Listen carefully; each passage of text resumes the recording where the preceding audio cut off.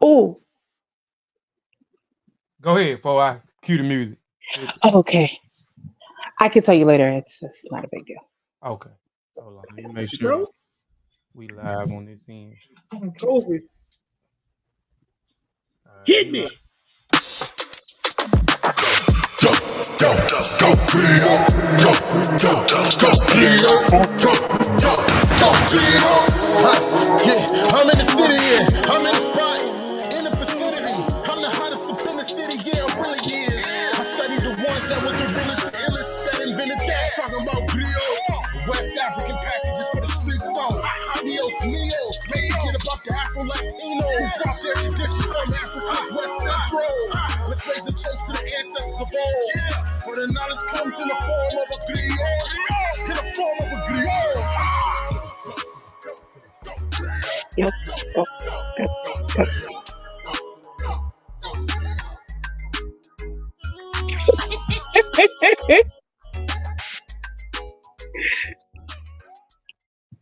All right. Welcome back to the Griots Hey, Kofi. Podcast. What's going on? The homeboy that made that song, bro, man. Hey, bro, get a homeboy talk, Fire. man.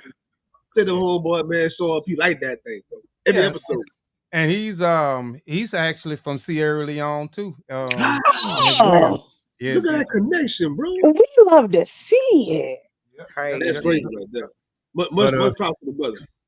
yeah. His name is Ibaka. Ibaka the Conqueror. Um, but welcome back to the Griot Podcast. Let's give ourselves a round of applause. All right, I am Kofi Piesie. I'm an author, a ghostwriter, a writer, a podcaster, a publisher, an independent researcher, amongst other things.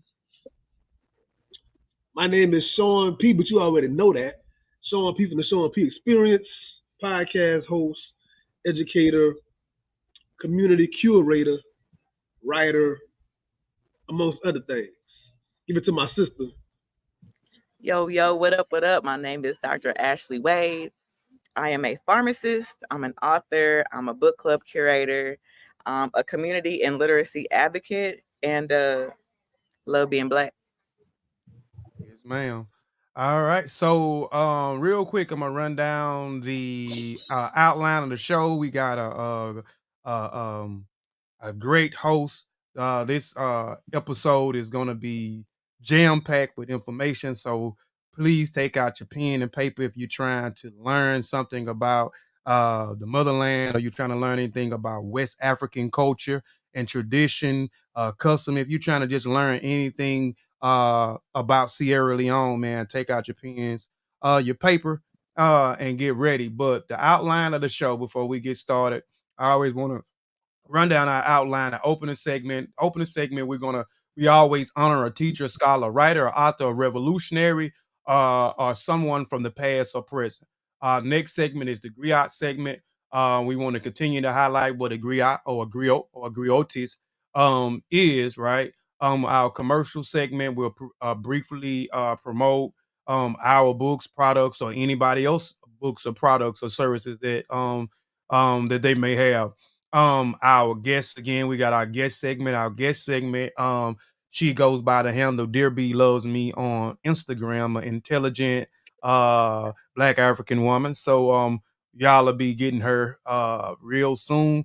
Woman segment, we briefly talk about and give flowers to our women who have contributed something of value to the political world, the writing world, the author world, the business world, the medical world, the academia world, and any other world, right? So we always want to be able to honor our women. I think that's something that um, we has to start doing more and incorporating them more. You know, this is a male-driven society that we live in, so a lot of times we leave out our intelligent and brilliant women, right? So that's my favorite episode.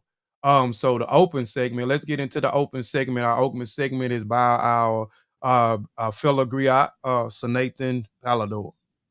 Yes, sir. Yes, sir. Today's opening segment is all about the Zion and the Lion. Bob Marley, man, a Jamaican reggae singer, guitarist, and singer, considered one of the pioneers of the genre. Marley fused elements of reggae, soccer, and rock steady in his music and has renowned his distinctive voice and songwriting style. Marley's contributions to music increased the visibility of the Jamaican music worldwide and made him a global figure in popular culture. Over the course of his career, Marley became known as the Rastafarian icon, and he fused his music with a sense of spirituality. Today's opening segment is all about the brother Bob the Lion Marley. I want to add on something right there before we keep it going, right? So about a week ago, for those that don't know, I saw the Bob Marley movie that came out recently. It's available on Paramount Plus, man. I really highly advise the family, if you haven't seen it, to go out there and check it out. The brother that played Bob Marley also played Malcolm X in a different film. He does an incredible job embodying Bob Marley. He did a wonderful job showing his wife, Rita, I believe her name is, and her importance in Bob Marley's life. What I want to say is something that really frustrated me and upset me about watching the movie after the fact. There are so many parts about, because of course Bob Marley died in 1980 in like May. I was December 1981. So my understanding and knowing of Bob Marley is only what I've been given by society, pop culture, etc. I wasn't around during his actual time.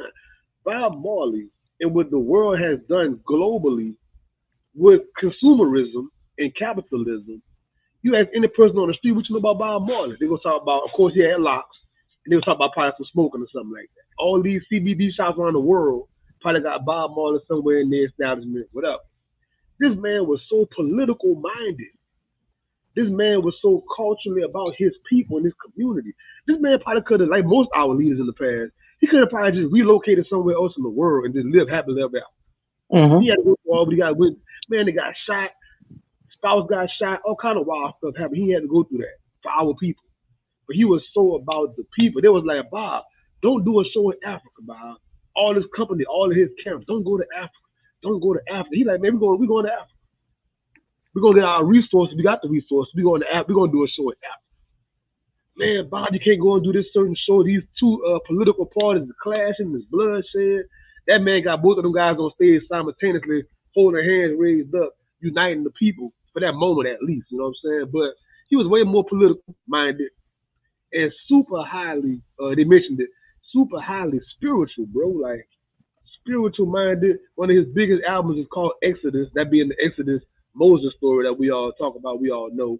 This man was really, really on that time. And unfortunately, kind of like we see with Tupac Shakur, how, you know, my kids running around for Tupac Shakur, they grown men now after the fact. They probably have a very minimal knowing of everything Tupac embodied besides a particular part of his life, right? Mm-hmm. Same thing Malcolm X, same thing MLK, right? So I'm going to just leave it at that for my particular statement. But definitely go check the movie out. And the movie was so good, it made me get the audio book. I've been playing the audio book for the past week or so. And that's my segment for the opening segment. Shout out to Bob Marley and his family. Yeah, I'm definitely gonna check it out. Today you told me about it, so I said today I was gonna make some time to actually check. I actually clicked on and watched a few minutes of it, but like I told you, I didn't get into it, so I'm definitely gonna check it out today. I think a good juxtapose to that is reading A Brief History of Seven Killings by Marlon. What is the man's name? Marlon something. It's A Brief History of Seven Killings, though. Okay. You would mention that book on the podcast. The funny part is, Kofi and Dr. Wade, she knows that I was not necessarily a fan of that particular publication, but she told me it's definitely a must read when it comes to Bob Marley and things like that. So I'm going to show my discipline intellectually and make myself buckle down and read the History of Seven Killings. You know, I still want to shout out Black publications, so I still want to shout the book out. History of Seven Killings. You know, go out there and see if that's your cup of tea. For sure, I'm gonna have to definitely check it out as well. All right, let's move to the Griot segment, Griot and Griots segment. So a Griot, you know, for those who may not know what a Griot or a Griot is, or a Jali is, it is a unique Western Africa. It is unique in West Africa. The Griot or Jali professional encompass many roles. A Griot, pronounced Griot, have been referred to as historians and storytellers, but there are no real words in the English language that includes all of their functions. The traditional Griot could do everything from recounting history to composing music, teaching students to act as diplomat, their genealogists, historians, spokespersons, ambassadors, musicians, teachers, warriors, interpreters, praise singers, masters of ceremonies, advisors, negotiations, and mediators. Not every griot does all those things, or not every griot or griotis does all those things, but these are examples of the functions of the griot possesses in their embodiment, right? So those griots and griotis or griots and griotis they facilitate many roles. Like a lot of times, if people do know what a griot or a griot is, a lot of times they only assume to them as being a storyteller, right? So a griotis and a griot is more than a storyteller, right? There's many list characteristics, many functions that they operate in, right? So there is the griot and the griotis segment in a nutshell. What's happening? What could they find out this list of duties and things that they did in the past? Let me share a great book with them right now. Okay, give me a good resource for that so I can go and get my homework in. This is an educational podcast, by the way. Yes. So this here is the Griots and Griotis right here. This is a great book. It's about 400 and some pages, I think. Yeah, almost 400 and some pages. And that's a wonderful book. Do you have something a little bit smaller? No, I don't have anything. you ain't got nothing over there?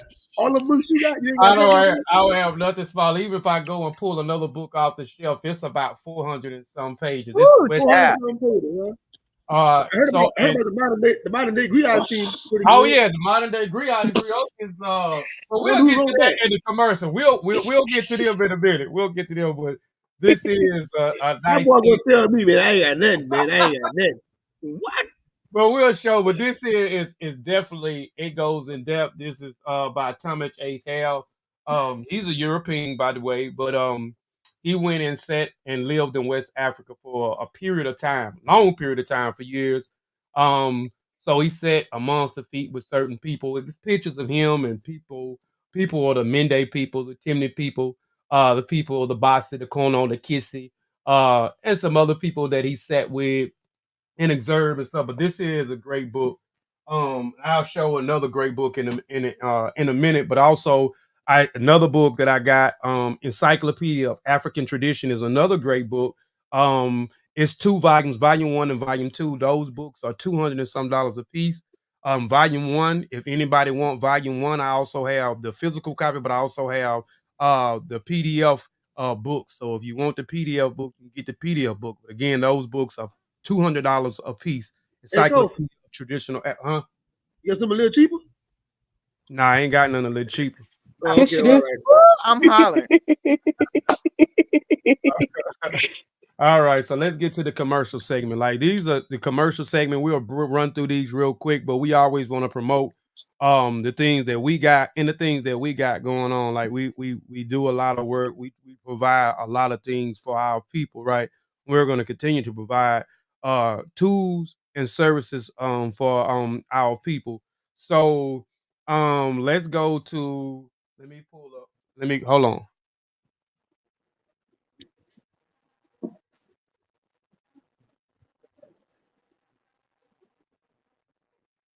All right. So here I'll pull up on the screen. This is a text that Sean was talking about. This is the modern day griot and griotis, the new generation. It is written by me and Sean and Dr. Wade, who wrote we wrote so much. Dr. Wade, what did you write in this book? You wrote the introduction, right? Yeah, that's on it.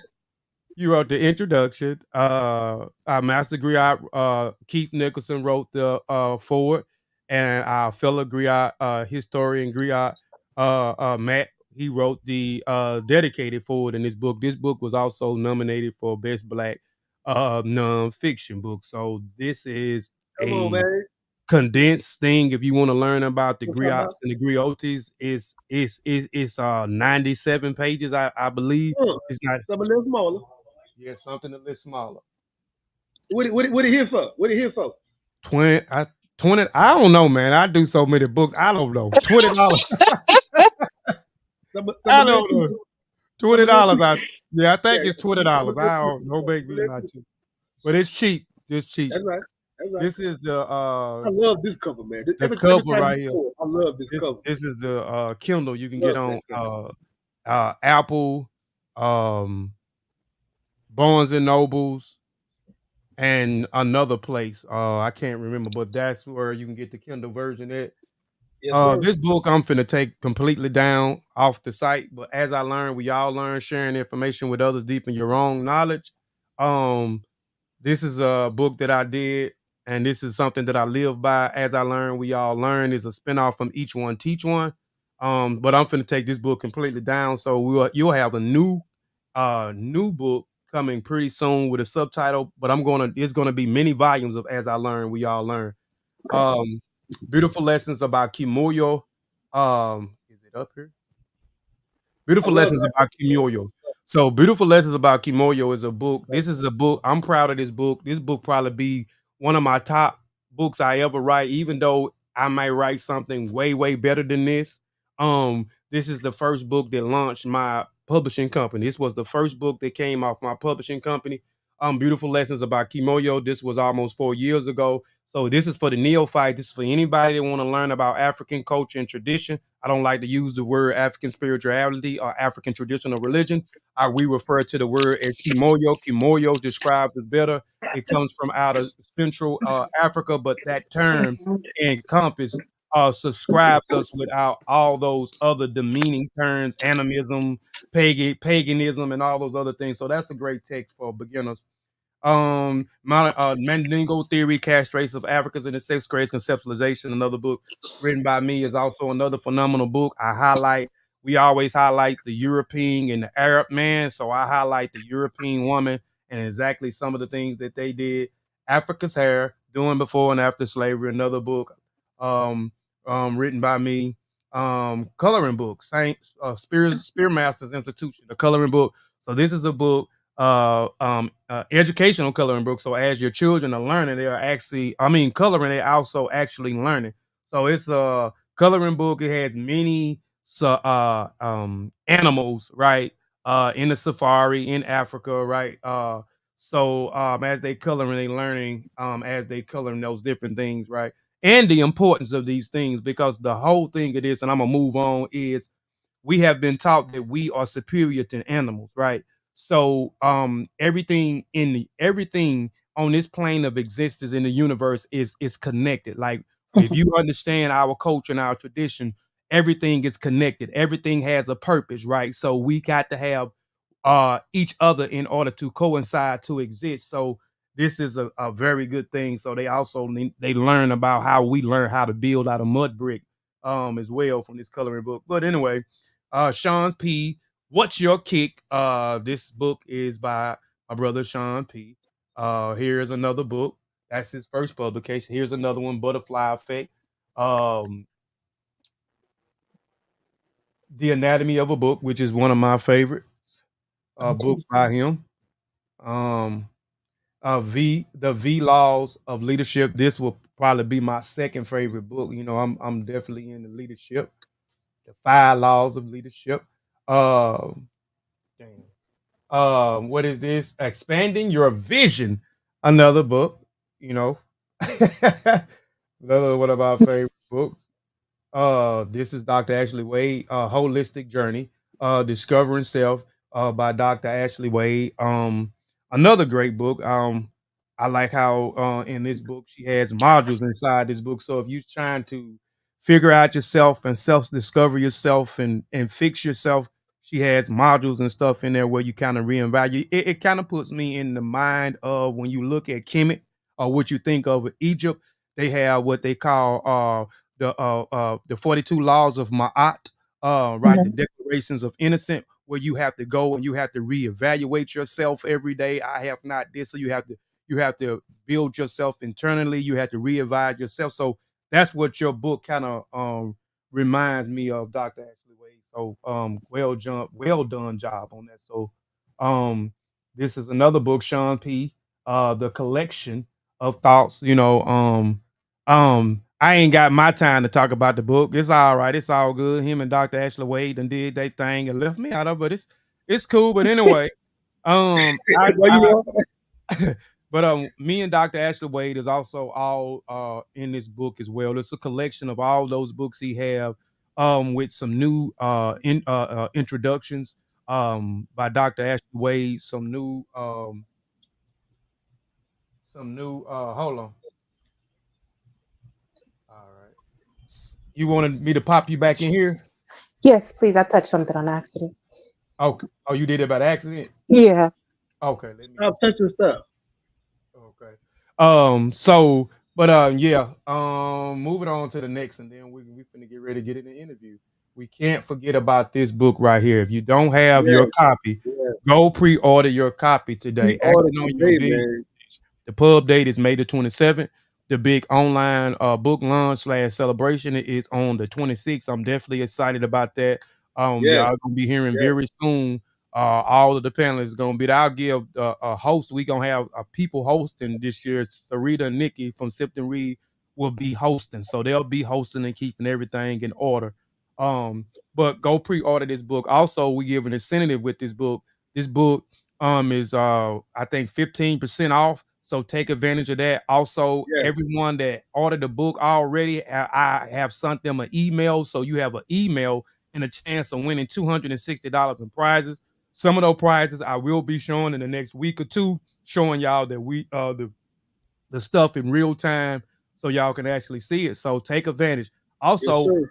this book is a phenomenal book. Like Yes, it going is. back through it and reading it, like I'm telling you, Yeah, there are so many jewels that's dropped in this book, so many things that we share, so many things, the steps, the how to work the process, even when you're going through things, going through adversity, how to get from out of adversity and continue to look toward your dreams, right? And your goals, and how to turn your dreams into a magnet where you start to attract certain things. So, man, please, y'all, yeah, go man. pre-order this book. I'm telling you, Yeah, it is a phenomenal read. It's 110 pages. It's not a big book, 110 pages. You can read it in the next 2 days and be done with it.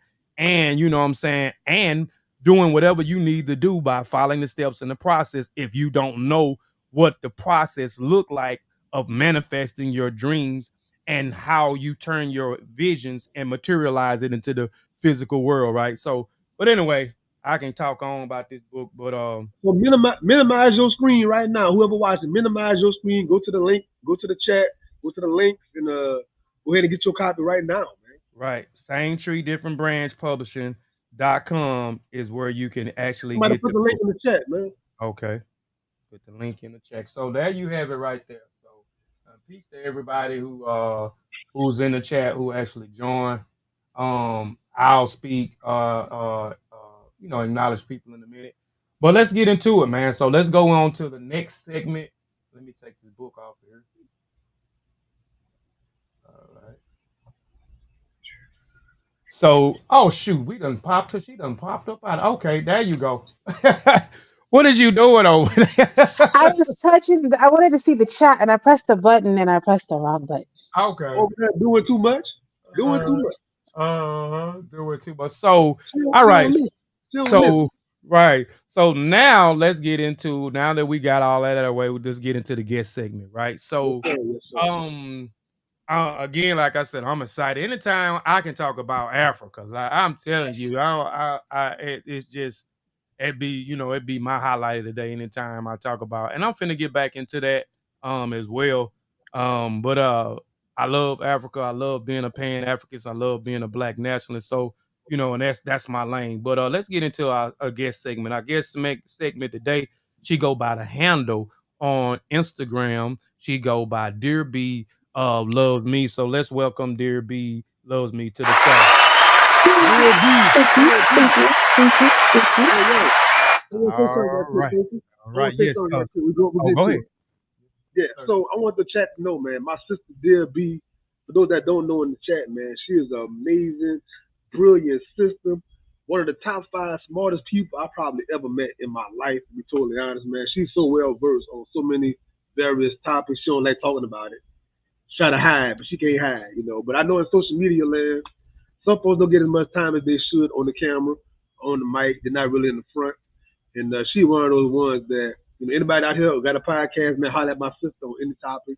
Anybody out here highlighting people, holler at my sister, man. I want to give, just honor and respect and support to the sister, man. Put it like that. Most definitely. And everything that he's saying, I'm gonna let you briefly introduce yourself and shout out to everybody in the chat. Shout out to everybody in the chat. Um, um, you said everything that you said to me, you said on this camera, you said off the camera to me, and you wanted me to link with her, right? So everything that he said, I co-signed that. He actually wanted me to link with Dear B, and she's a very intelligent African woman, right? Black African woman. So Dear B, could you briefly introduce yourself for people who may not know who you are and what you do? Absolutely. So my name is Isata. My page is Dear B Love Me, on which I write letters to B, which stands for my middle name, which is a title, Bomshala, or my favorite romance author, Beverly Jenkins, or book buddies. It really just depends. I am a lover of books. I am a critical thinker. I am an arguer for the sake of arguing, unless you're not that bright, in which case I will just remain silent. You know what? I like that. I like that last part. You said you like arguing Hey, for the she state. forgot You one not critical thing, correctly. Kofi. I'm for You're that. gonna be quiet. Yeah, I'm She for forgot, that. she forgot, she forgot one critical thing, Kofi. She's yeah. nosy as hell. That's what she is nosy as Yeah. hell. I'm I gonna say it You're think on not she supposed to camera. tell know that. people that. I'm Yeah, gonna I say it think on she know camera. that. She's Yeah. nosy as hell. Yeah. All right. So let's get into it, y'all. And again, y'all, everybody that's in the chat, shout out to everybody again that's in the chat. Before we get into the questions, Dr. Ashley Wade, Dear B, what we're gonna do is we're gonna gotta go back and forward. It ain't all in order, so it may be a question from me or a question from Dr. Ashley Wade, a question from Sean, then a question from me, then it may be a question from me, but it's gonna be back and forth, back and forth. And again, for people in the chat, please take out some pen and paper. If you again are a neophyte who's trying to learn what is West African culture and tradition, or even learn about what is Sierra Leone Day or women in Africa, or the culture and tradition, or the customs, or Freetown, or anything in particular, please take out your pens and your paper right now and take some notes. We're also going to be throwing out books and references as well. So, for other material that you can go and research on your own. Because again, I'm always going to tell you, don't listen to Kofi Piesie. Go do your own research, right? So, Dr. Wade, it's on you. Okay, wonderful. So, dear B, I am looking forward to this conversation because I'm here to learn. Do you hear me? I'm here to pick your brain and get to know more about you. I'm a context type of person. So, Okay. as you get ready to lay us out all the details, I like the background information. So, tell us about your background and your family legacy. Okay. So I was born in Freetown, Sierra Leone, October 29th, 1990. Um, my father was a minister he was minister twice in the Sierra Leone People's Party, which is SLPP. He was minister of agriculture. He was also minister of information. My grandfather, my maternal grandfather, Mohammed K. Toure, he was minister of health. He was also basically best friends. They were very close to the man who I'll be discussing, Aminata Fona's book later, but late Dr. Fona, who was assassinated in 1972. Um, my mom has a bachelor's in linguistics. She is Madingo and Mende. My father has a master's in poli science, and he is Timini and Madingo, by way of Mali and Guinea-Bissau. So there's that much about me. I was in Sierra Leone until I was 8 years old. Nope, 7 years old. I left Sierra Leone to go to Guinea-Bissau once the war continued to pick up speed because my family was at risk. They were attempting to assassinate my grandfather for the second time. So we had to go. We went to Conakry, which is in Guinea, and then we went to Gambia, and then we got the lottery for refugees to come to the United States, and that's how I came here. Mm. Wow, that's You amazing already. That's a phenomenal, amazing. But once again, it also tells a lot about who you are. That lineage, that bloodline, that so many things that you embody. As far as what I understand, you just laid out a whole lot right there. That's the reason why. You know? yes, indeed. You just I don't want to get too ahead of myself because you said a lot. And what you said Okay, in a listen, lot, I'm ready.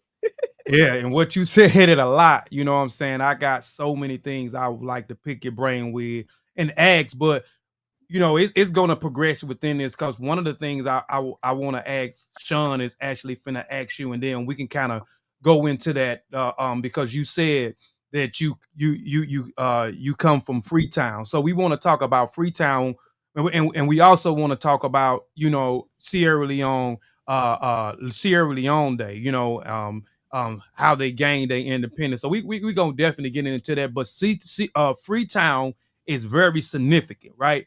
So let's just get into it, Sean. Go ahead. You up next, man. Let's get into it. Yes, sir. Yes, sir. Here we go. So, do you have any descendants who migrated back to Sierra Leone between 1787 and 1789, or from 1792 to 1808 to create what we know as Freetown?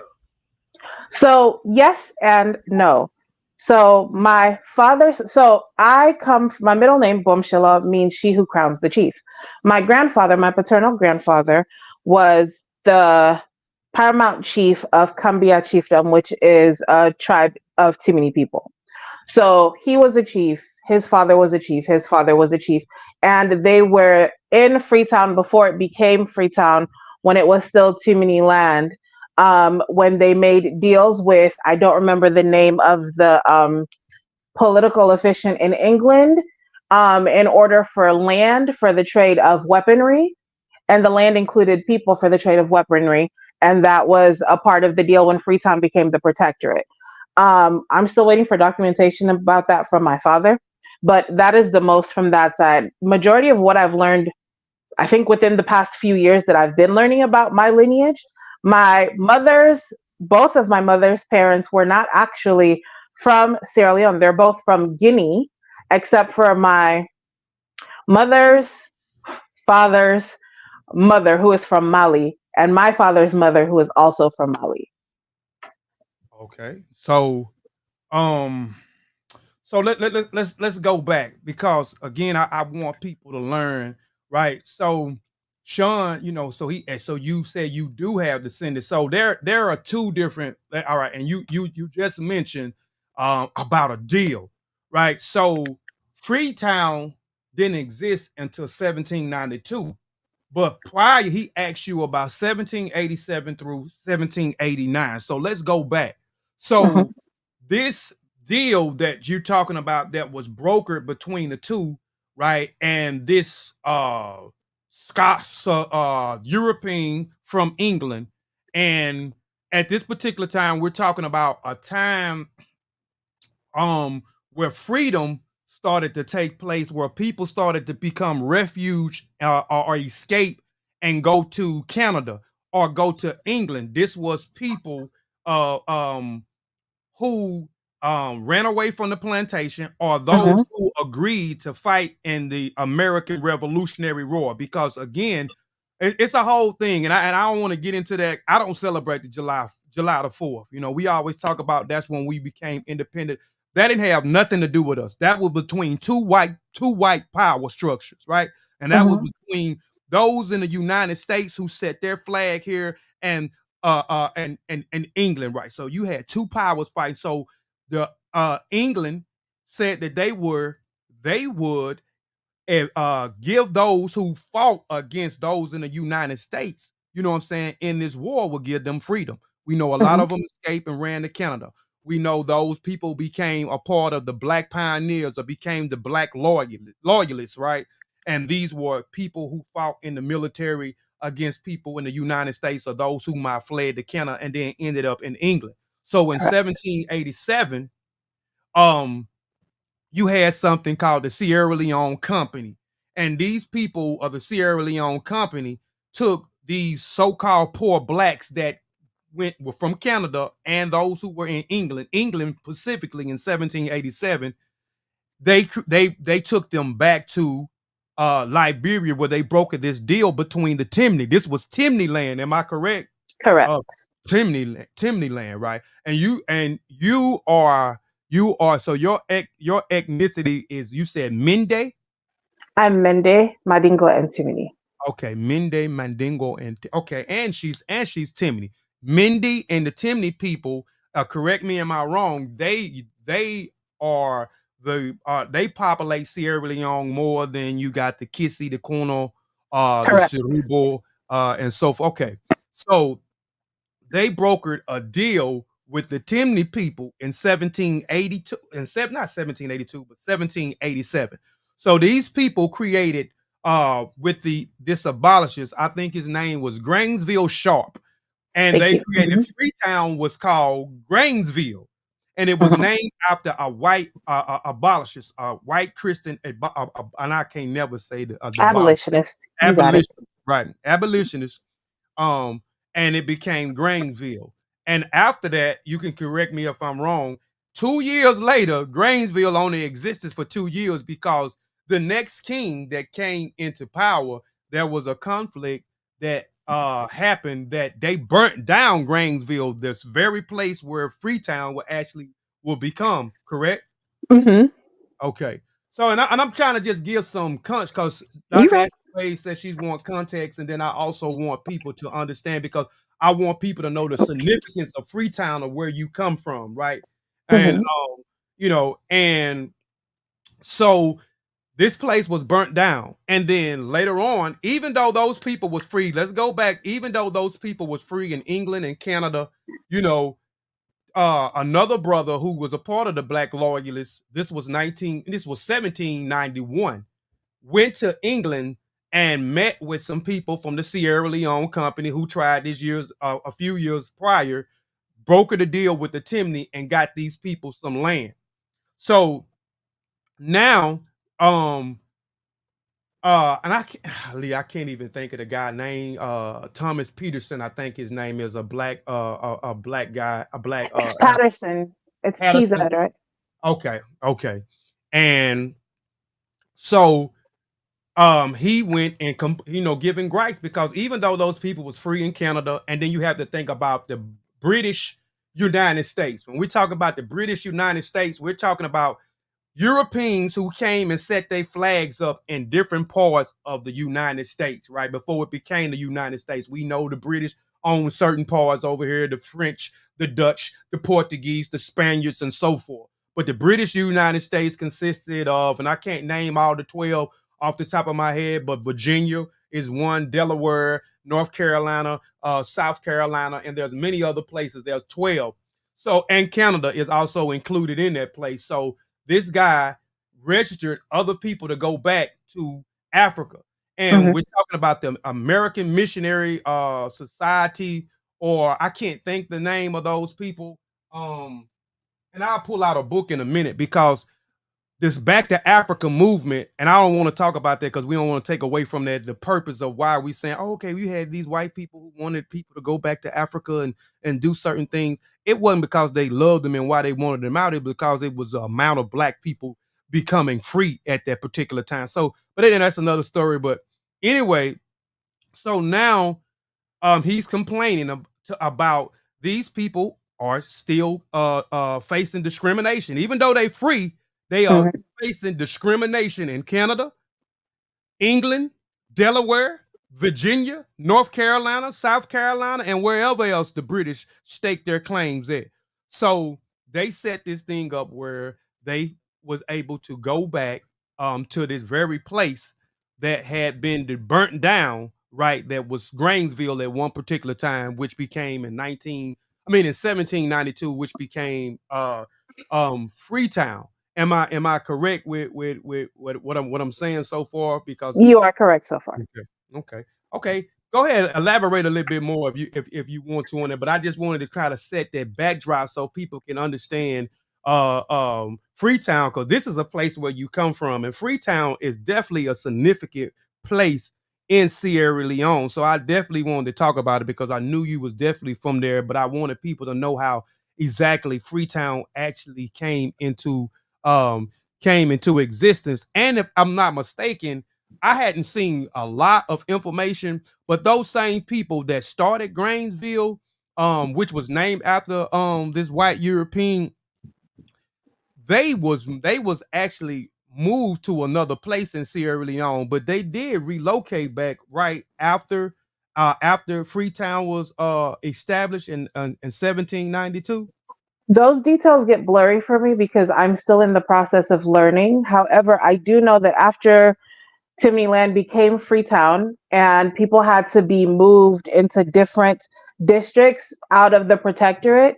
Certain people were allowed back, but I remember that's the reason why Baibura fought, because after the creation of Freetown, the essentially the people who had been living there were no longer allowed to travel certain places, to go certain places, and it caused quite a bit of conflict in the late 1700s, early 1800s. Yeah, so that's a little bit of backdrop. So I just want to get, and was that enough context also for you, Dr. Wade, understanding how Freetown actually came into existence? Yeah, that was good. I definitely want to hear more about it, and it makes me want to do some research. So I'm hoping to hear some more from Dear B on, like, I guess we will get to our questions, but I'm hoping to hear more about, the context of that, the history of that, and maybe how you're inspired, that knowledge inspires you today as far as knowing about the Freetown. Okay. Okay. So let's talk about, and we'll dive back into that. You know what I'm saying? Sierra Leone Day, man. What is Sierra Leone Day, and how do we celebrate it? How can we celebrate it? Right? Even though we're if we want to participate in it, if Sean or Dr. Ashley Wade or anybody else on the panel, which Sierra Leone Day was yesterday, what is Sierra Leone Day, and what can we do to celebrate it? So Sierra Leone became an independent republic on April 27th, 1961. That is when the British monarchs, I hate saying it this way, but it's true. The British monarchs granted independence to the people of Sierra Leone. It bothers me to say it that way, but it is what it is. Um, Unlike most other countries, it wasn't something that was fought for via war on Sierra Leone land per se. It was more of a bureaucratic situation that led to the free. Don't get me wrong, blood was spilled, but it was more of a political bureaucratic discussion. As far as participating in Independence Day, there's a few things that you can do. There are usually Sierra Leone festivals, Sierra Leone carnival, Sierra Leone parties. I would always advise shopping or looking in Google for your local Sierra Leone restaurant, Sierra Leonean store. There's not a lot because people, for whatever reason, well, I know the reason, but most times when you think of Africa, you think of the main, what is it, the big two? I can't say three because people just realized Egypt was in Africa. So Nigeria and South Africa are usually people's go-tos, and I guess Ghana is one now. But you can always Google your local Sierra Leone restaurant, Sierra Leone party. There's always festivals. There's always independent publishers. For example, he has a series called 20 Icons. Can you see it? 20 Icons of Sierra Leone who shaped history, and his name is Akindele T.M. Decker. He has been working on creating a museum in Sierra Leone, but he is a publisher. He has a few of these series. He has one for children as well. He has the Icons who are women. He has a third installation coming out, and he also has children's books. Just supporting Sierra Leoneans in general. If you have Sierra Leone gear, like a flag, anything like that, learning about the history of the country, because although we have been independent since 1961, there have been some political intriguing situations that have paused every now and then the progression of the country. But we move regardless. We onward, upward. Okay, name, give me first before you give me a name, and we'll go to the next question. Well, I'll just say this: do you eat a lot of rice? I do. It is the main. It is our main grain that we eat. Mhm. As a matter of fact, Sierra Leone used to be one of the biggest. Um, what is the term I'm looking for? Not only did we plant a lot of rice, we also produced and sold a lot of rice until the mid to late 70s when things changed. Okay. And the reason why I asked that, I want people to know that Sierra Leone and Liberia, you have like the Gullah Geechee people that's here, that's in those sea islands in Atlanta and in Florida. Um, right. Those a lot of those people, a lot of those Gullah Geechee people, they come from out of Liberia and Sierra Leone.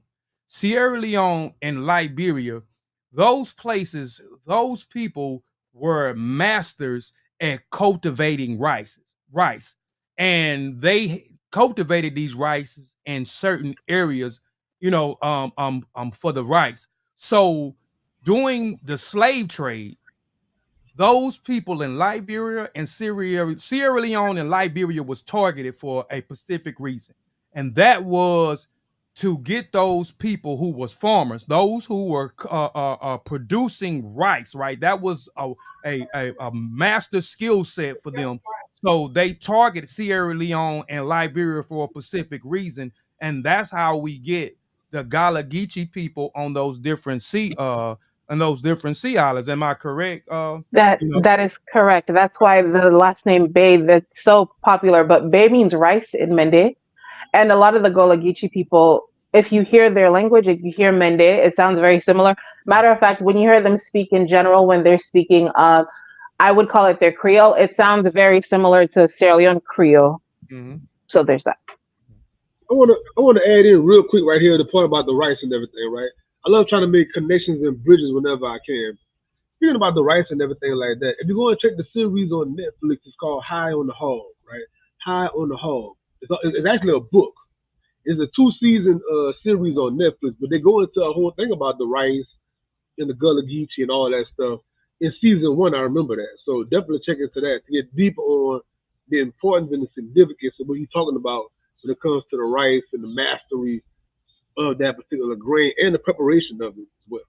Yeah, and it was just crazy, when I learned about they targeted Sierra Leone and Liberia for that specific reason, and brung them to those specific places in order for that rice, they for them to be able to produce the rice. But even being on those sea islands over here for them to produce the rice, it still was significant in a way. And if anybody want more information, I got tons of books.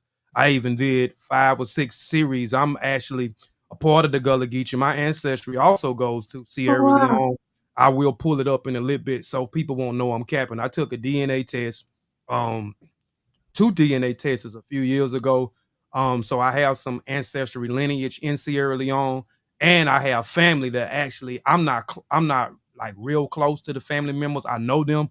They go back to Sierra Leone. Far as I know, they was going every year. I hadn't really seen them or spoke to them in a few years, so I don't know if that's their tradition where they are still going back every summer. They go to Sierra Leone, but I'm gonna pull my stuff up so people can see, but I'm a part of the Igbo. Most of my ancestry goes back to Nigeria and Ghana, of Mhm. course, Kofi Piesie. So my ancestral lineage, I'm a part of the Ashanti, and then in the Igbo in Nigeria is also my lineage on my Okay. father's side. But I also have, what I'm saying, lineage that goes from Sierra Leone via the slave trade from my ancestry from Ghana into Sierra Leone. But yeah. So I just wanted to highlight that too, man. The rice and real quick, what's your favorite? What's your favorite rice dish? My favorite is rice and granite soup, which here they call it peanut butter soup. But Peanut if it's a butter soup. process, I also like cassava leaves and rice. So it's one of those two. It ain't jollof rice. So first of all, I'll just make this clear right now. Okay. I don't care about Ghana jollof.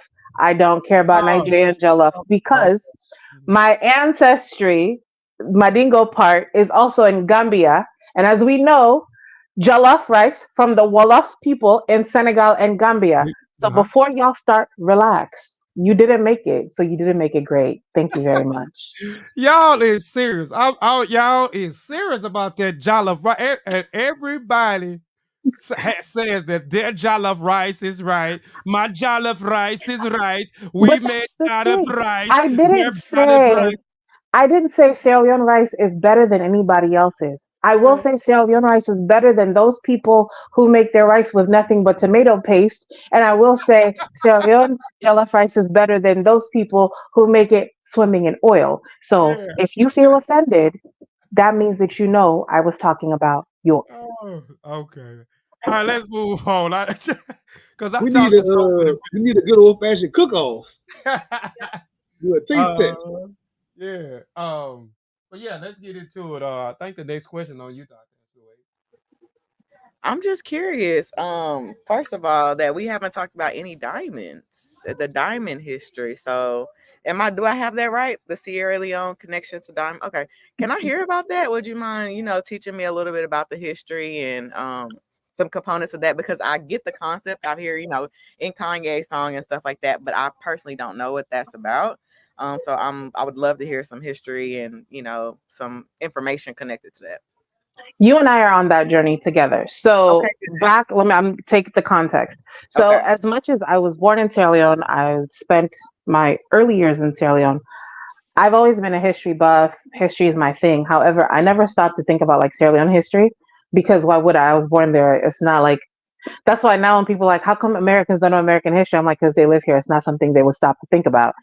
But I read a book by Aminata Fona called The Devil That Danced on the Water, where she talks about the assassination of her father, Dr. Fona, in 1972. And it got me interested in the history. Number one, my grandfather is in it. My great uncle, who in Sierra Leone culture, that's also my grandfather, is also in it. And it just got me thinking about that. And so as I was doing my reading in that book, because it's a memoir based on the history and the research she had to do when she went back there, I started questioning my family members. Let me tell you, the politicians in my family, they don't like to get into the discussions about the diamonds. Diamonds are a resource that is found, it's a natural resource from Sierra Leone. When it was initially discovered, I'm still not 100% sure on the date because it's been there. But I do know that De Beers seized ownership of that. And De Beers, for all intents and purposes, is a South African company, but South Africa by the way of Europe. You get me?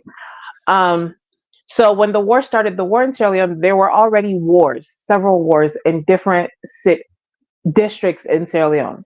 There was also an ongoing war in Liberia that part of it was political, part of it was about Europeans and Americans getting hold of their rubber. So their war spilled into our war. It became one. And then all you would hear after that is blood diamonds, but diamonds weren't the only thing they were after. They were also after rubber from Liberia. And let's dial it back. Africa is the second biggest continent in the world. Africa sustains the world. I'm gonna say that again. Africa sustains the world. It has the most natural resources in its ground than any other continent. Africa is a continent, not a country. So now you're talking about the scrambling of Africa, right? These different European powers coming to Africa to rape it for what natural resources. Rubber was out, like you said, was popular. Diamonds was out actually popular. Rubber, you will see um horrendous things going on about the rubber in the Congo, right? You will see the horrendous things in the Congo. But Is Sierra that Leone, go ahead. is that part of the whole King Leopold Yeah, situation that with, with, the with the rubber rubber? boy with Belgium, yes, yes. So, but Sierra Leone not only had diamonds, it had rutile, it had box, it had gold, it had iron, it had oil, it had lithium, it had platinum, it had chromite, it had coltan, it had tantalite, and other different petroleum.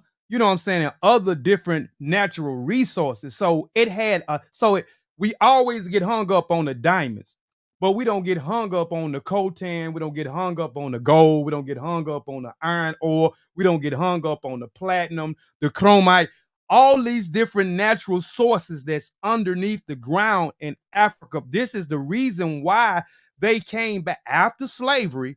This is the reason why they came back in and colonized. This is the reason why they came up with the scrambling of Africa, and all these Europeans that were going to war with each other say, hey, you take the Congo, I'll take certain part. I'll take Liberia, Nigeria. You take Ghana. You take Cote d'Ivoire. You take Togo. You take Benin. You take Egypt. You take the Omo Valley. So it was a carving of it before a particular, even the United States.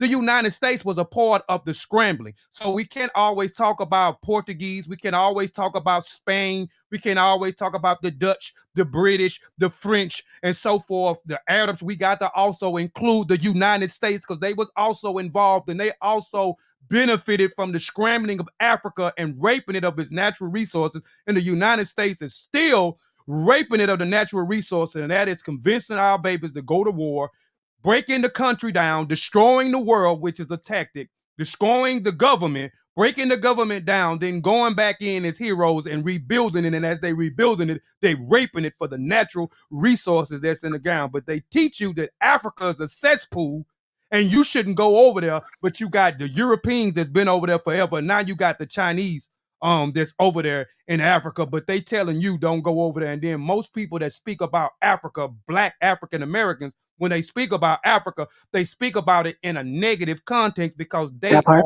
literate about the things that goes on, because Africa sustains the entire world. It has the most natural resources than anybody. So it's more than about diamonds. It's the entire natural resource and everything we use, from your cell phones to the rubber on your car, the pieces in your engine, to the internet, to whatever. Those things, those minerals and supplies comes from out of Africa. I will say two things. First, I'll say I have about 8 more minutes. My boss just texted me. And also, when we talk about people still, the United States specifically, still coming and taking resources, I would just like to note that after the Civil War started again in 1997, and the United States came to assist, they brought about 45 troops. 4 or 5. 45 individual people is what I'm calling troops. ECOMOG was the one who assisted. So when people say Black people don't help Black people, Africans don't help Africans, Africans are always fighting. The assistance that we got to bring the war to a ceasefire was with other Africans. I just wanted to put that out there. You said 45 people? 45. 4 or 5. 45. Per my father. I could be incorrect. But 45. This is more than 45 people for a random. Our country wasn't big enough, and as far as they were concerned, they don't have direct access to any of the goods in our country. They can't gain access to any of the goods in our country, so it doesn't behoove or benefit them in any way, shape, form, or fashion to send more help than they need to. That's crazy. I appreciate you calling that out, because again, part of learning things is understanding what we did together. And again, there's a lot of propaganda, like you said, there's okay, well, Africans don't help Africans, and to make it seem like we don't support each other, we sold each other, that whole propaganda theme. And so I'm really glad that you called that out, because that's something that I feel like I learned from you that I want to research and move that message forward, that we help each other. Yeah, that's one of the biggest misconceptions that they have. And this is not something that I read. This is some things that I experienced. I have relationships with people in Sierra Leone. I have relationships because I know quite a few people in Sierra Leone that I can pull up and call on my phone right now. I have relationships with people in Ghana. I have relationships with people in Gambia. I have books in Gambia at the Gaia Journal Skills Academy, right? So there's many places. Nigeria, I have friends in Nigeria. I also been a part of a panel of African Americans and Africans where we having a dialogue discussion. I also have done various things on my own. So we have been working with each other for and helping each other for many, many years. And even when we see certain things that happen with Africans over here, with African Americans over here, or they saying Africans don't want to help our African Americans over here, it's a whole nother thing on why certain Africans that comes over here don't want to help the African American. It is something that has to do with their visa. It's something that they show, but this a whole nother. I mean, this a whole nother show for a whole nother thing. But that's just a misconception, and it's all even the context when we talk about Africans selling other Africans. There is a small percentage of that, but when you talk about that, if you don't want to break down the context behind Thank it, you. shut your damn mouth, because a lot of you don't even understand what happened. You don't Thank understand you. strategies. You don't understand tactics. You don't understand what happened in particular, even corruption. You know what I'm saying? You don't understand what happened, you know what I'm saying, or what specific place was corrupted. So one person that be corrupted, now you want to say the whole country is fucking corrupted, or the whole continent is corrupted by behavior from someone else who was corrupted and took underhanded deals, you know what I'm saying, to rape their village or the country of its natural resources. Agree. And I do, because I have to go soon, I also want to say when it comes to this idea of, well, you guys sold us and you guys did this. And I know when I first came to America, there was a lot of, I'll put it like this, my first group of friends weren't Black American. I'm no longer in a space where I take it personal, because being here, I see how things go. I see the messaging. I see what happens back and forth. However, I do want to dispel, because I've heard Africans say this, and in learning about myself, my family, my country in the last few years, it's completely false. This belief that you are inherently from this country prior to these countries being sectioned off, because that's where they were. You are part of a tribe. And because countries were sectioned off, a lot of people traveled. Like I said, my grandmother, her name was Yal Mummy, I'm named after her. We have the same mouth as well. She came from Mali. Let me tell it, oh, I'm Sierra Leonean through and through. Well, very few people are Sierra Leonean through and through. Whether you're Creole, meaning that you were a part of the protectorate, meaning you're in Freetown, or you're of any other tribe, you can easily be from another tribe, from another country. You can be Madingo from Mali. You could be Madingo from Gambia, from anywhere, because it's based on the lines drawn. Never assume that you know your heritage through and through because you were born in Africa instead of born here in America. Your lineage is equally jeopardized as the one here. You might have one or two generations on the people here, but please understand that you're no better and no worse than anyone else. Yep, most definitely. Um, my question is, have you been initiated into the Bundle / Sandy Society? And if yes or no, can you explain to us about this woman society? Even if it's not, even if you're not. You trying to get me fought by them people. No, Okay. I'm not. Because you don't have to go in. You don't have to go in full detail about the Okay. Bundle and Sandy Society. Just talk about it. I know a lot of. I'm saying the Bundle / Sandy, because a lot of Sunday times Society, yeah. you look in Mali, Ghana, Cote d'Ivoire, they may say Sandy. They may not say Bundle. And I may be pronouncing Bundle wrong, but can you talk about that a little? The importance of that. And if you have been Absolutely. initiated, no. Okay. I am not a part of any society. I have family members, direct family members that are part of Bundo. I have family members that are part of Poro, which is the man version of the society. Both of these societies were created, well, the essence of the society, they were created in order to separate men and women and teach them about duties and things they need to know as women versus things they need to know as men. So they separate them to teach them the things they need to know. For men, it's hunting, amongst other things. For women, it's cleaning, hunting, protecting yourself, amongst other things. And these societies were created, number one, I remember, to lower promiscuity, to increase the heritage, to increase the culture, and to promote and move the culture forward. Was I a member? No. My mother did not allow me to be a member. There was one time I was out of her sight, and the relative I was with was a member, and she was the chief actually of society at the time. And my mom, when she found out, that's because she didn't leave me with that family member that was taking over there. She goes, "Oh no," she came, she came and got me. Went back home. And I don't remember this. I was about 4 or 5. I have a pretty good memory, but I don't remember that. She goes, I was through it. I'm happy. She goes, it wasn't easy for me. She goes, but I'm happy with the things I learned. She goes, but I didn't want that for you. Okay. So there's that. Oh, well, because I was finna ask, was it a particular reason, um, why? But you answered it. And I think we need, and I preach this a lot. That we need these things. I hadn't said it a lot because I hadn't been in my African bag.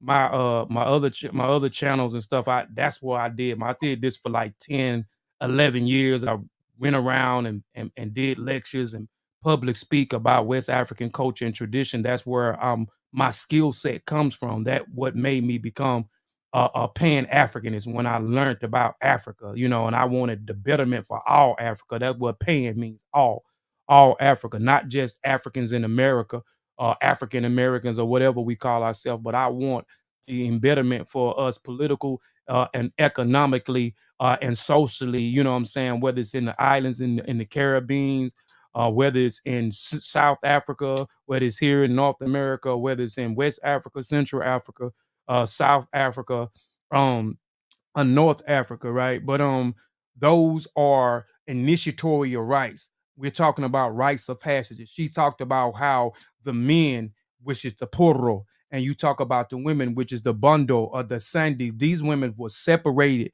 and this was their what sorority. Initiation into society. Right. So this what sororities would do. This is where sororities get their ideal of their coming out party. These were things where you were initiated and you was recognized as an adult. So the man will learn how to be a man. The woman will learn how to be a woman. She will learn certain survival skills. He will learn certain survival skills and so forth. Right. It's a lot of other stuff that goes into the Sandian Bundle society as well as the Man Poro society. Even one of our millionaires at one particular time. Oh, What is her name? That was Madam CJ Walker kind of got her stuff from. I can't think of her name, but they had and even Madam CJ Walker, but the other woman in But particular, Andy Turnbull?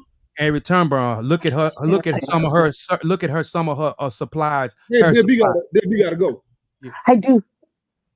I gotta head back into the people. The people Wait, pay me. don't get fired. Don't get fired. Get I'll out of here. see. Okay. Okay. Yeah, I saw waving her hand. She got to go. Yeah, go ahead. Thank you Hey, for thank you, having me. Thank you. All Thank you. All right. All right. Peace. Peace. Peace. Well, let's get into the woman segment and then we'll end the show, man. Hold on. I wanna interject real quick if I can, Kofi. Yeah, go ahead. No doubt. I want to recognize and say something right quick, man, because it's important. We got to make these monumental moments special. So last year, episode 2, I'm gonna be fast. Episode 2, we did Tupac Shakur Dear Mama episode, and at the time they had a Hulu series that came out all about Tupac Shakur and his mother. Simultaneously, the brother came out with a book, the American Family, about the Shakur family. We talked about that exclusively, right? So the paperback edition is coming out very, very soon. And our hostess, our Griot, Dr. Ashley Wade, has a blurb in the paperback edition. Okay. I have never seen this before in my life by anybody I know directly. Right. I wanted to stop, pause everything. Let's highlight, celebrate, pop bottles for our hostess, Dr. Ashley Wade, with the blurb in the American Family. Oh my God, that's amazing. I want to highlight. Put your hand across, man. I want to make sure I highlight that. Support the Black women. Thank you so much. And I'm blushing because that's not something that I expected. But again, I feel blessed to be a part of the fold when it comes to that era. And I won't get too far in the weeds, but thank you, Sean, for showing me some love. That information just came out, yesterday? Well, how he know about it then? I'm looking. Because I was talking to her in real time whenever it happened. We happened to be talking when it happened. Yeah. Oh, okay. Yeah, like it came through. What was that? Friday. That was Friday because I did that was career Friday. day as well. What's today? Today's only Sunday, so it's still fresh. I appreciate it. I love what the brother is doing. That book is incredible. And it's a concise look at the Shakur nation that they built. So I'm honored. I definitely have my paperback pre-orders on deck, and I may be privy and get a signed copy. So Back to that pre-order concept, man. They got to pre-order these books, man. I got to listen. Support I got to get on top of them. Support the companies. These are black people, man. Support. We talk about support all the time for some reason, man. Please show some real support because I own the Kindle version. Kofi knows this. I own the Kindle version and the Audible already. I was blessed to interview the brother last year, but I told Dr. Wade before it even happened. It's funny how God works. We were talking about the book before it even happened, Kofi. We were talking about the paperback coming out only. That was the conversation.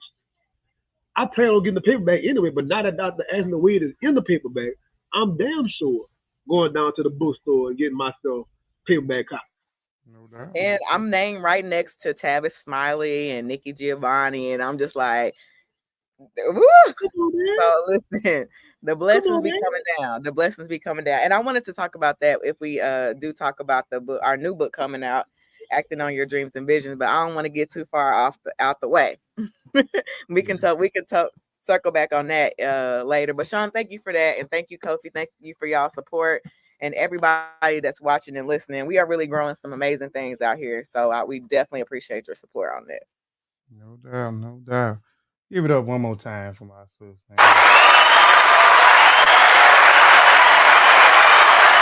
That's what it's all about, man. It's about, congratulating people, man, for their hard work. That's why I was telling Sean the other day, and we'll get back. I was telling Sean how I value his opinion. We don't have any egos. So, when and even like with what you doing right now with that, we winning. You know what I'm saying? I feel like I'm winning. When you winning, I feel like I'm winning. That's the way I was telling Ask Sean. her how I celebrated that day. Ask her how I celebrated. We was lit because we had conversations in real time. I'm in the street. My neighbor looking at me kind of like, what's Sean doing? Don't even worry about that. I'm on the phone in the street. Dr. Wade. It was crazy. It was crazy. But I'll share it again. I shared it in my stories because the author actually sent me a photo of my name in the book. So I was like, freaking out. So I shared it, and I'll share it again. I'm just, again, blessed. And like you said, Kofi, it ain't about, the I, it's the we. We all are doing amazing things, and collectively we're doing amazing things too. So yes. And it's about attraction. And I'm gonna talk about that. I keep talking about attraction. I'm gonna do a video to promote our book, and I want to talk about how you can attract these things because with what we all, whether y'all know it or not, with the things that we got going on and the places we be in and the people that we meet, it is by attraction, and it's about the process. I keep talking about the process, you know what I'm saying? It's the process and working that process, and having tunnel vision and being determined and believing in yourself, you able to attract people, places, and things that is associated with your dreams. Oh Lord, that's a bar. You gotta work that hard. That's a bar. You gotta work that hard.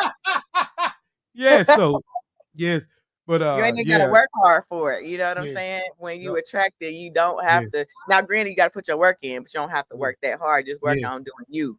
Yes. Okay. I'm gonna tell y'all how powerful it is real fast, like under 10 seconds. Certain things I was trying to do years ago so hard and so just clamming and clawing for, and door will not open up.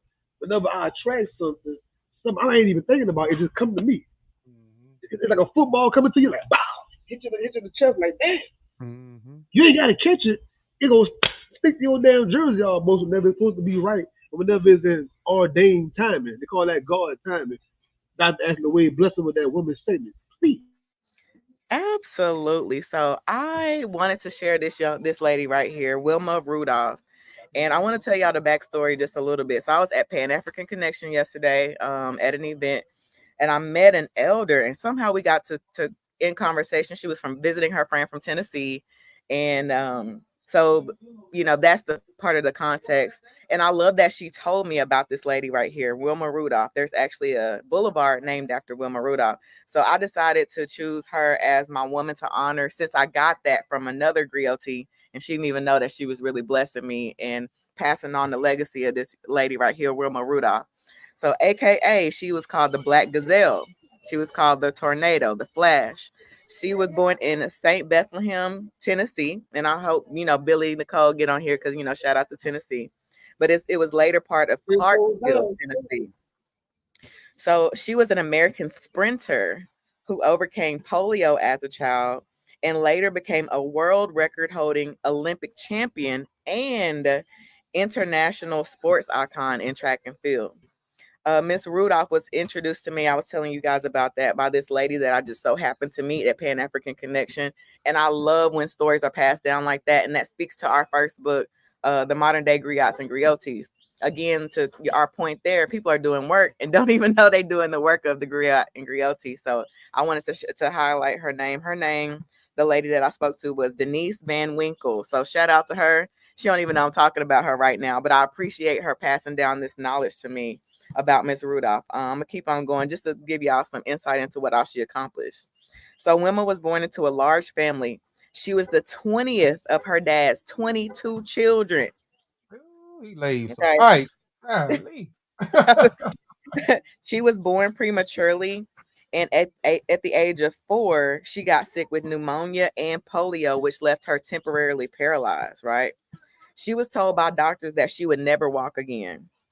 At the age of 16, fast forward, she was the youngest member of the 1956 U.S. track and field team. Hello, somebody. She was awarded her first medal, which she won the bronze in the women's 400-meter relay. So imagine not being told you'll be able to walk, and then within 10 years, you're an Olympian, right? Crazy. That just speaks to the fact that really don't nobody know the call on your life. They may say they know you're not supposed to walk based on medical science, but when you protected and owned by the supernatural, people, you do miraculous things that people don't understand. So her story is miraculous. 4 years later, in 1960, in Rome, Italy, she competed in the 100-meter, 200-meter, and 400-meter relay team, receiving gold medals in all 3 events, setting the record as the first woman from the U.S. to receive 3 gold medals in a single Olympic game. When she was informed that there would be like a parade to celebrate when she got back home, she was like, I'm not doing it unless it's a biracial and unsegregated event. Okay. So the coordinators agreed, and Clarksville hosted the first large gathering that involved people of all races. So she retired right after that and went to Tennessee State University. Shout out to TSU. But she eventually moved to Indiana with her children, where she hosted a local TV show and ran a community center. So now I'm like, oh, I need to check out this community center vibe that she had going on. She wrote an autobiography called Wilma, which I'm about to tap into, but her legacy lives on. Wilma Rudolph Boulevard was given its name dedication in 1994, and there's a life-size statue at the Wilma G. Rudolph Event Center, which I'm like, now that's another place for me to explore. So I'm really happy that I learned about Miss Rudolph, and even more happier that I learned it through the mouth-to-ear learning. And, just to speak on the fact that sharing knowledge is so important. I would have never known about Miss Rudolph. You know what I'm saying? Had I not ran into this lady at Pan African Connection who was doing her due diligence and told me about this significant boulevard in Tennessee. So shout out to Miss Van Winkle. Shout out to you guys for letting me share the story of Miss Wilma Rudolph. Look at those medals. Proud of her, proud of the legacy that she leaves, and proud of the fact that we learn through mouth and ear. Like, that's important. Yes, we learn through reading. We learn a ton through reading. But those stories that we get to share with each other are sometimes more important because you get to hear it from the people in your culture who look like you, who care about what you learn. Yes. Phenomenal job. Phenomenal job. Appreciate Shout that. out to the sister. Shout out to the sister. Yeah, we always, like I said, we gonna keep doing it. We always want to, honor our women, man. We want to continue to uplift them and raise them up, and give them their flowers, man. So that'd be my favorite part. I'm just learning too, and I like this podcast because we always learning from each other. So now you just gave me something to go check this sister out and dig more into her story. You know what I'm saying? So, That's right. And I like but that she used her leverage to make sure, she was all, that was the time of, integration. And she was like, y'all want me to show up, which is cool, but these are the terms. And so she helped make history right then and there by her own actions, and then letting it trickle down to her city. Like, okay, y'all love me so much. Y'all want to throw me a parade. Cool. It's going to be on my terms. Y'all got to, integrate it and let people celebrate me together. I think that's a phenomenal message moving forward to anybody who's doing amazing things. Set your own standard. People want to celebrate you, make them celebrate the whole part of you. Hello, somebody. So again, I love this podcast for that reason. Much as the world want to down talk athletes and denigrate athletes and celebrities, speak. A lot of times, to be totally absolutely 1,000 about it, a lot of times throughout history, the entertainers, the celebrities, the comedians, the movie stars, the artists, they're the ones that push society forward way more than any politician, preacher, pastor, educator, scholar. Whenever Jim Brown and Bill Russell and all them black men got together, Lou Alcindor, Muhammad Ali, everything was shaking and moving that whenever them boys started talking. You know what I'm saying? Whenever those guys. So the same thing with the present day guys, LeBron James, Kyrie Irving of the world, and other guys in football, Kaepernick. You can go on and on throughout the whole pantheon what's going on right now. But that's always the power that they had to make things move. So we appreciate that, Dr. Wade. No doubt. Well, that concludes this episode. Down. Let me down. Put this back in here again. So again, if you hadn't got your pre-order your copy, go to www.sametreedifferentbrandspublishing.com and pre-order your book. It is 15% off, and also by pre-ordering the book, your name enter into a raffle, which will send you the raffle ticket, and we're going to raffle those $260 worth of gift sauce May the 26th, which is the episode 5, which is the book launch, right?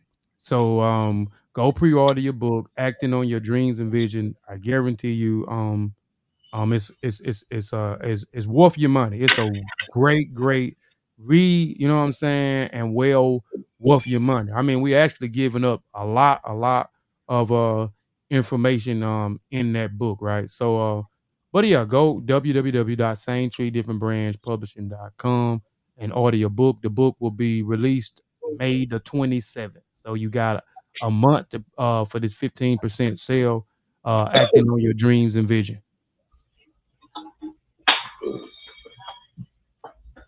Yes, right, sir. Yes, sir. Well, that concludes. So we appreciate everybody that tuned in. We appreciate everybody that stayed in. I appreciate, for the most part, the character wise, you know what I'm saying? Everybody may not agree with everything, but I'm glad that everybody, for the most part, possess good character, right? Especially like we attract good people over here. So right. And I see how my stuff is moving, and people can agree or not agree. But look, I'm looking at how my life is moving, and I look at some of these other people's life is moving, and some people just be down bad, and I hate that for them. My grandfather, my elder, we just talked about some celebratory stuff, and people like, oh, let me find this one thing. I ain't worried about that because I'm moving and shaking over here in my groove. So no. My grandfather always said, we can disagree, just don't be disagreeable. I love whenever he says. Yeah. We can disagree. Don't be disagreeable. Yes, most definitely. So, man, we out of here, man. We'll see y'all May the 26th for the book launch celebration. We're gonna have tons of people on the panel. I'm excited about this show. Y'all will be seeing promotion for the show pretty soon, close as it get to that event, man. But we out of here, man. We'll see y'all May the 26th. We out of here. Peace. Go, Griot. Go, Griot. Go, Griot.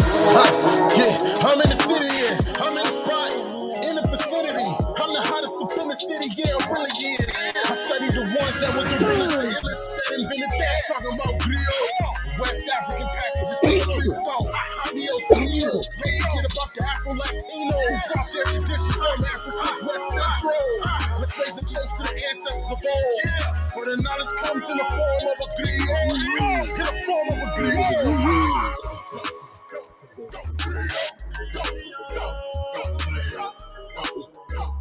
griot.